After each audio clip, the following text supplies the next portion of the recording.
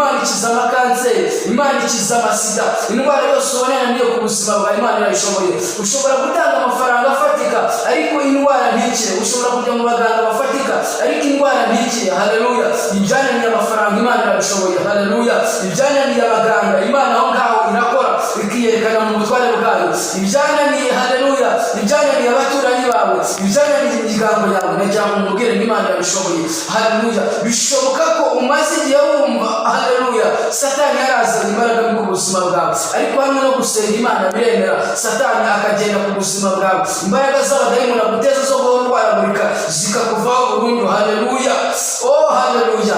Imana ntabwo yigeze inanirwa, nta ku buzima bwawe ntiyigeze irambirwa, ahubwo haleluya ushobora kuba ari wowe wasubiye inyuma ku buzima bwawe, ukumva uracogoye mu buzima bwawe, ukumva haleluya hari ibintu Satani ari kukugabaho. Izo ni imbaraga z'abadayimoni. Ushobora